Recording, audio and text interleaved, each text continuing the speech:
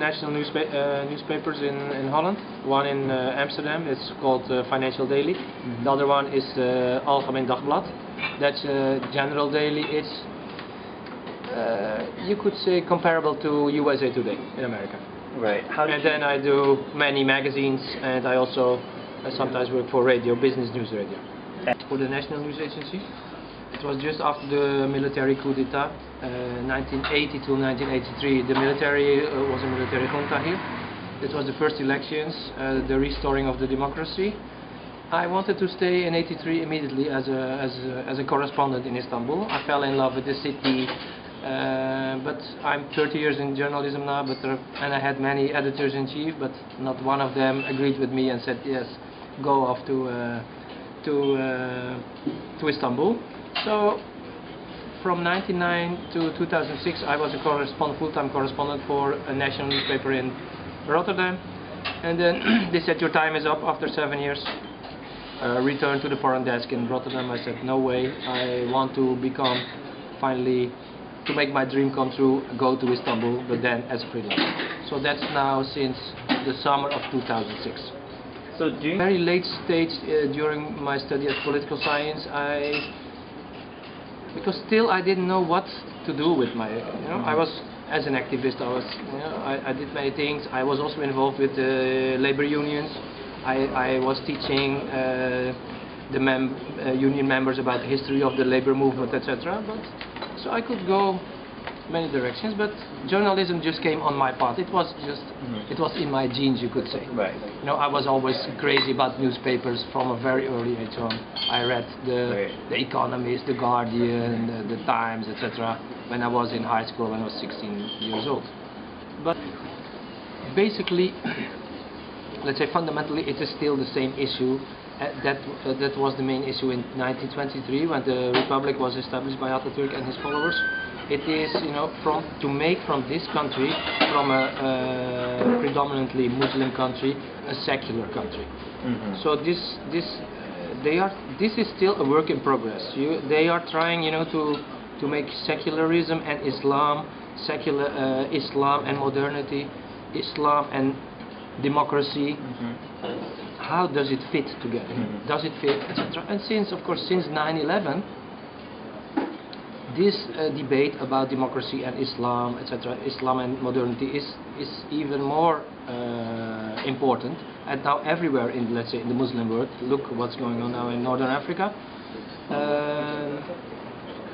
So there are many observers, but also activists in Egypt and in Tunisia, for instance. They say that they see Turkey as an example of how to make, let's say, a balance between Islam and democracy.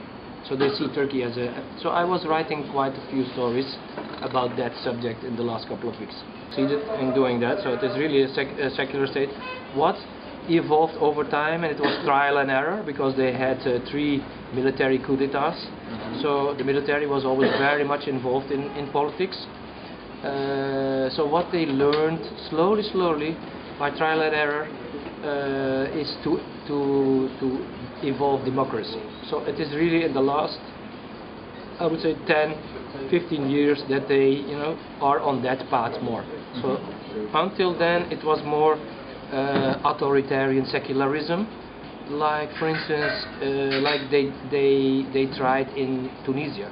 Tunisia was a real example of under Bourguiba. For instance, it was forbidden to participate in the Ramadan.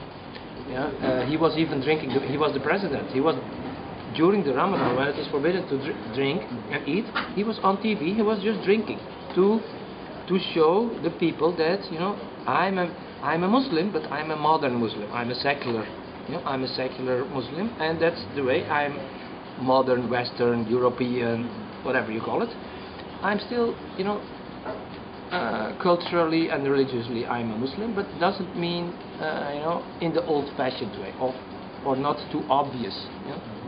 So that's also what what's going on in Turkey is that in other countries you can rely on the newspapers, on the media. They are also, of course, a big source of information. But here the media are very unreliable, because the media, like the population, population is very politicized. It's very they are, you know, there are two sides. You are pro the government, or you are anti, and a lot of they are not so much focused on reporting the news, the reporters, but more on shaping the opinion, and not only reporting on the power struggle, but they are participants in the power struggle. So if you are supporting the opposition, you know, you have good relations with the military, you have good relations with the opposition.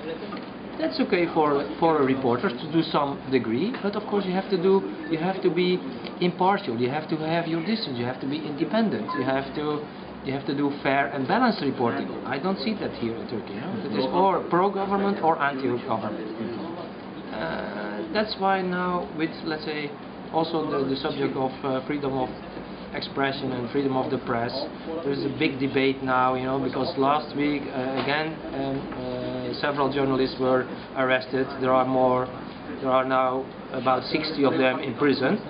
And the bad thing about the Turkish justice system is that if you are a suspect, they put you behind bars, you know, and you are behind bars as long as the trial lasts. So, for instance, journalists who maybe have been members of a criminal organization, or helping the generals or other people toppling this government, could be, but it's not a reason. You know, he's not. He will not escape. He's not dangerous or whatever. He can just await trial. You know, at home and with his family, and he can just work. And 2001, 2002, there were several taboos in Turkey. The biggest taboo is Atatürk. You cannot Atatürk. Mustafa Kemal